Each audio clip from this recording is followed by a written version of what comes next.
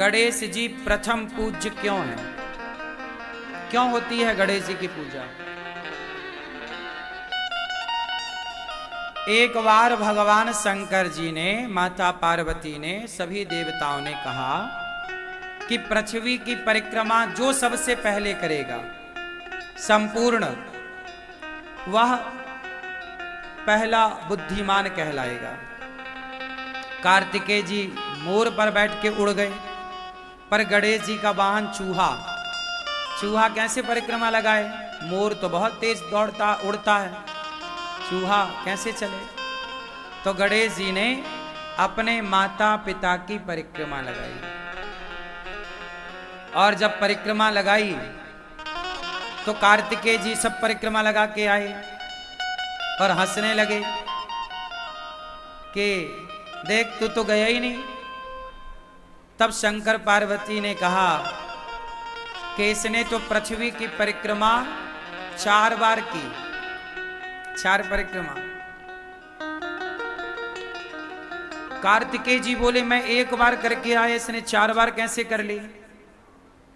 बोले माता पिता में ही संपूर्ण विश्व समाया हुआ होता है, क्योंकि माता पिता से ही ये संसार का जन्म हुआ है, हम सबका।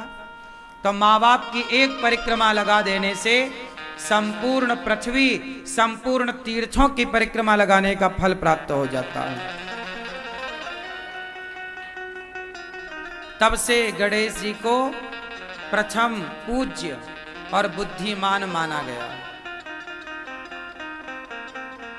समझ में आई? तो गणेश जी ने माता पिता की सेवा करी, माता पिता की परिक्रमा की। आप भी गणेश चतुर्थी को गणेश जी बिठाओगे या गणेश जी का पूजन में सम्मिलित होगे तो प्रेरणा यही लेना कि जैसे गणेश जी माता पिता के भक्त हैं, हम भी अपने माँ बाप के भक्त बने,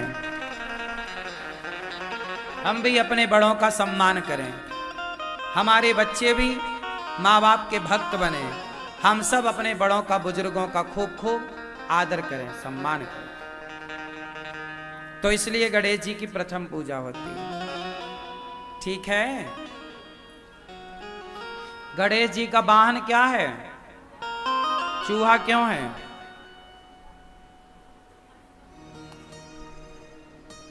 क्योंकि गणेश जी हैं बुद्धि के देवता। किसके? बुद्धि है ना। गणेश जी मतलब बुद्धि, गणेश मतलब, गणेश मतलब बुद्धि। लोग कहते हैं भाई बड़ा बुद्धिमान है, तो गणेश जी मतलब बुद्धि। गणेश जी बुद्धि के प्रतीक हैं, देवता हैं। और चूहा कुतरता रहता है, चूहा तर्क का प्रतीक है। तर्क, तर्क समझते हैं? तर्क कितने लोग जानते हैं? तर्क जो जानते हैं वो हाथ उठाएं, नहीं जानते तो मैं बताऊं, फिर वो भी बताऊं। तर्क समझते हो? जैसे छोटे छोटे बच्चे प्रश्न करते हैं, मां भगवान होते हैं तो दिखते क्यों नहीं? ये तर्क है। भगवान हैं तो दिखते, ये तर्क है। अब उसे समझाओ कि जैसे दही में मक्खन होता है, दिखता नहीं है बेटा, पर है। उसी तरह जैसे दूध में मक्खन है पर दिखता नहीं है, उसी प्रकार कण कण में भगवान है पर दिखता नहीं है। तो जैसे उसने एक तर्क किया तो तर्क को तर्क से ही काटा जा सकता है, तर्क को तर्क से ही काटा जा सकता है। उसी प्रकार गणेश जी बुद्धि के देवता हैं और चूहा तर्क का प्रतीक है, और बुद्धि हमेशा तर्क पर ही सवार होती है। जो विद्वान होगा वो तार्किक होगा, तर्क बहुत करेगा। बात बात में जैसे न्यूज वाले क्या पढ़ाई करते हैं? ये तर्क शास्त्र पढ़ते हैं। न्यूज वाले, न्यूज एंकर क्या करते हैं? हर बात पे तर्क करते हैं। ऐसा है तो ऐसा क्यों, वैसा है तो वैसा क्यों। उनके प्रश्न खत्म ही नहीं होते। ये तर्क है। ये भी हमारे यहाँ एक शिक्षा रही है, इसे तर्क शास्त्र कहते हैं। और विद्वान वही जो तार्किक हो। इसलिए तर्क करना अच्छा है, सवाल करना अच्छा है। छोटे छोटे बच्चे बहुत सारे सवाल करते हैं, आप लोगों को आता नहीं है तो आप चुप करा देते हो, चुप रह। बच्चों को चुप नहीं कराना चाहिए, बच्चों के हर सवाल का जवाब देना चाहिए। जितना सवाल पूछेंगे बच्चे उतने बुद्धिमान होंगे, और जितने कम सवाल पूछेंगे मतलब उतना बुद्धू है। ज्यादा सवाल करने वाला बच्चा ही माइंडेड है, समझदार है, जो पूछ ही नहीं रहा कुछ। समझ आई? तो गणेश जी बुद्धि हैं और चूहा कौन है? तर्क का प्रतीक। और बुद्धि हमेशा किस पे सवार होती है? जोर से, तर्क पे। तो ये क्या है? ये प्रतीक है, सिंबल। जैसे बीजेपी ने अपना चुनाव चिन्ह रखा कमल, कांग्रेस का अपना चुनाव चिन्ह है, फलानी पार्टी का अपना चुनाव चिन्ह है। उसी तरह ये प्रतीक है ना। जैसे हमारे यहाँ अभी नया राष्ट्र प्रधानमंत्री जी ने वो बनवाया सांसद भवन, उसमें एक सेंगोल रखा गया, सेंगोल को स्थापित किया गया। वो सेंगोल क्या है? धर्म का प्रतीक।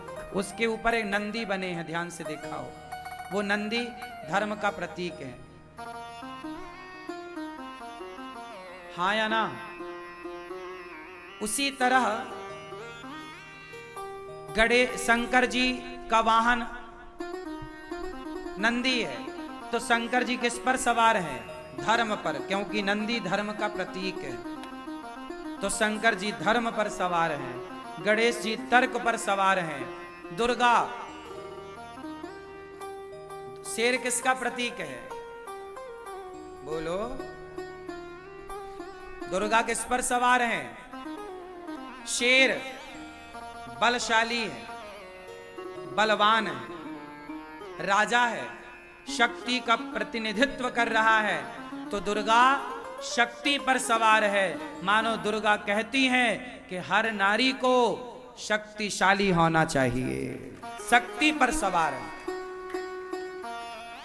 शेर शक्तिशाली है। आजकल की लड़कियां बिल्कुल जूजू हो जाती हैं, चूहिया से डरती हैं। अरे नारी को शक्तिशाली होना चाहिए। आप अपनी रक्षा खुद कर सको, अपनी बेटियों को इस लायक बनाओ, इतना पढ़ाओ लिखाओ, काबिल बनाओ, झांसी की रानी बनाओ, बेटियों को शक्तिशाली बनाओ। शेर पर क्यों? तो ये दुर्गा शेर पर सवार है। दुर्गा मां है, और मां के बेटे कितने हैं? हम सनातनी कितने भाई हैं? क्यों, आप कितने भाई हो? ये भैया, हाँ, आपके बगल में आप कितने भाई हो? कौन कौन? बताओ भाइयों के नाम। नहीं पता? बस हो चार, सुन लिया, नकल कर ली, चार बोल दिया। हर जगह नकल चलती है। आप कितने भाई हो? 8, 4। कौन कौन?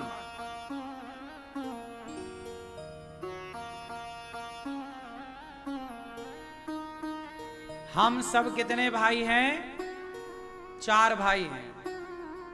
हम सब 4 भाई हैं, ब्राह्मण, क्षत्रिय, वैश्य और शूद्र। हम चारों जिस दिन संगठित हो गए, क्या मजाल के कोई भारत की तरफ आंख उठाकर देख ले। लेकिन हम संगठित नहीं होते, जातवाद पर लड़ते हैं। दुर्गा मैया शेर पर सवार हैं, और दुर्गा मैया के हाथ कितने हैं? 8। और 4 लोगों को खड़ा करोगे तो 8 हाथ हो जाएंगे। दुर्गा मैया बोली, जिस दिन तुम संगठित हो गए उस दिन तुम शेर को भी वश में कर लोगे, शेर की सवारी कर लोगे। ये शेर का शासन है, शेर पर शासन किया मैया ने। मतलब कहा कि आप संगठित रहोगे तो शेर भी आपका कुछ बिगाड़ नहीं सकता, और संगठित नहीं रहोगे तो गीदड़ भी आपका शिकार कर लेगा। बोलो हाँ। अच्छा ये बताओ, आप सारे लोग इकट्ठे होके जंगल में जाओ तो क्या कोई आपका शिकार कर सकता है?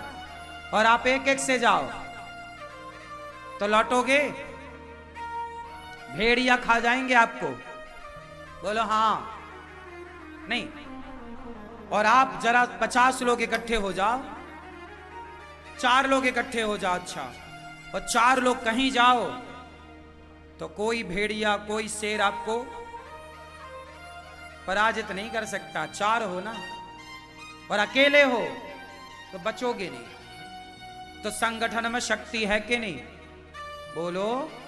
इसलिए सारे हिंदुओं को, सारे सनातनियों को संगठित रहने की जरूरत है, वरना अंग्रेजों ने, मुगलों ने 700 साल तक गुलाम तुम्हें इसलिए बनाया कि तुम जातवाद पर आपस में लड़के मरते रहे। संगठित होते तो क्या मजाल मुगलों की, क्या मजाल अंग्रेजों की कि तुम्हारे भारत की तरफ आंख उठाकर देखें। बात सही है कि गलत है?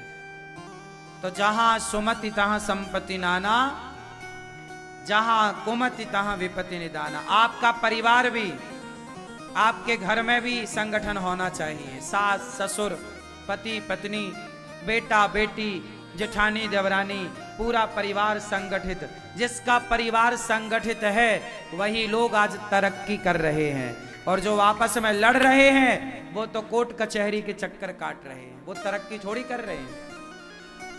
आपस में लड़ोगे तो तरक्की क्या करोगे?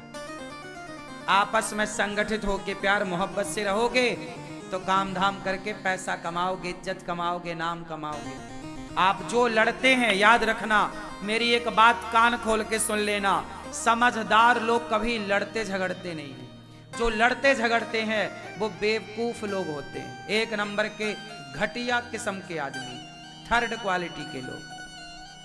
लड़ाई झगड़े में हम लोग पड़ते ही नहीं। लड़ेंगे कि अपना काम करेंगे? बताओ, काम करें कि लड़ें? लड़ने लग जाएंगे तो काम नहीं कर पाएंगे। तो जो समझदार लोग होते हैं वो लड़ाई झगड़े में नहीं उलझते, किनारा पकड़ लेते हैं लड़ाई झगड़े को देख के। हाँ, लड़ना है तो भाई से क्यों लड़ना? लड़ना है तो जेठानी देवरानी से क्यों लड़ना? लड़ना है तो पति और पत्नी से क्यों लड़ना? लड़ना है तो माँ बाप से क्यों लड़ना? लड़ना है तो भाई से क्यों लड़ना? अरे लड़ना ही है तो आओ हम सब मिलके अपने अपने भीतर की बुराइयों को लड़ करके समाप्त करें। हमारे भीतर ना जाने कितनी बुराइयां हैं, काम, क्रोध, लोभ, मोह, अभिमान, ये सब हमारे भीतर की बुराइयां हैं। हम अपने भीतर की बुराइयों को लड़के खत्म करें। आपसे लड़के क्या पाएंगे हम, और आप हमसे लड़के क्या पाओगे?